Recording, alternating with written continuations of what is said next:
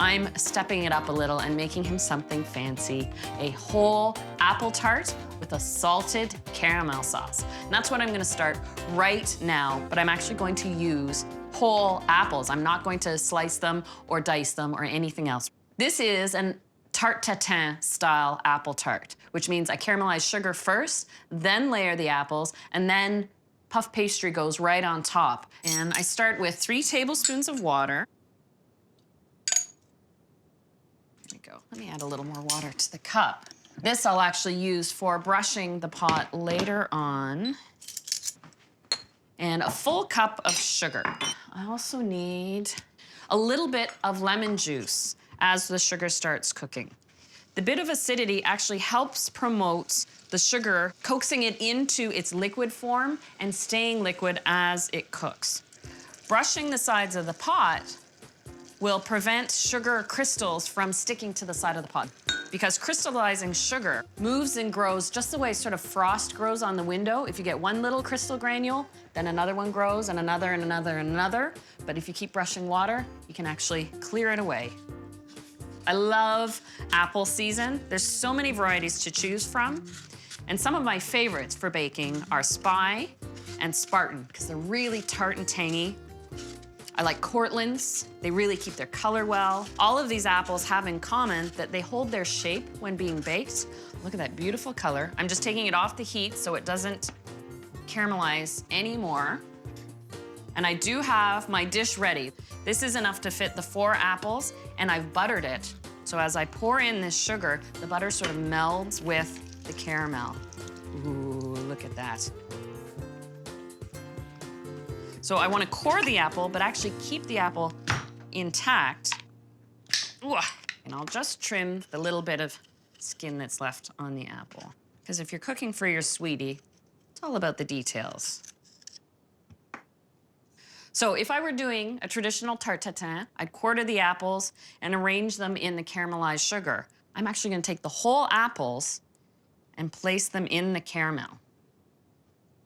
And I've got my oven preheated to 375 and let these apples cook for about 25 to 30 minutes. And then the bottom halves will have that toffee color. While those bake away, I'll start on the salted caramel sauce. And this time, half a cup of water, 3/4 of a cup of sugar. And instead of adding lemon juice or vinegar, I'm going to add sugar in its liquid form, white corn syrup.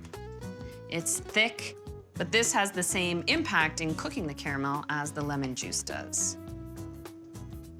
So I like to pull my caramel off when it's a nice amber color. And then once I add the cream, it does darken up a fair bit. I can see how the bubbles are thickening up a little bit. They're starting to move a little slower. All of a sudden, it's almost a little off-white. So I can measure out 3/4 of a cup of whipping cream. And off it comes. But it immediately slows down the cooking of the caramel.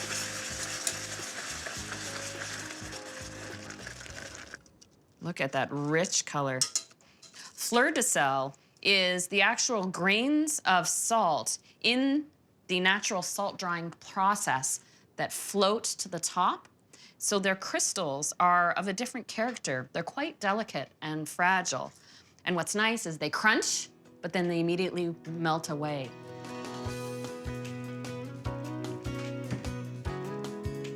Look at that. And remembering that the sugar is hot, I want to take the time to flip the apples upside down. Oh my gosh, doesn't that look just spectacular? I've got a sheet of puff pastry, and puff pastry is the classic crust base to an apple tart tatin.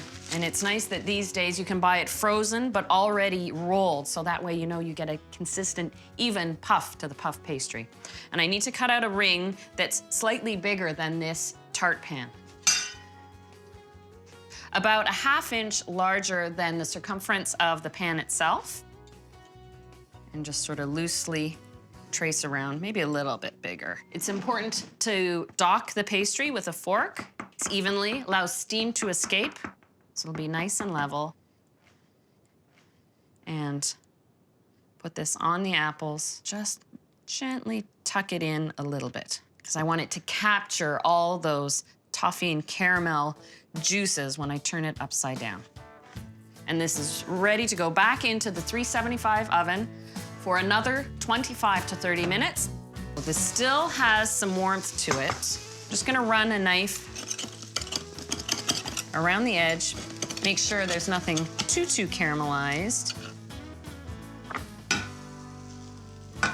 Am I ready?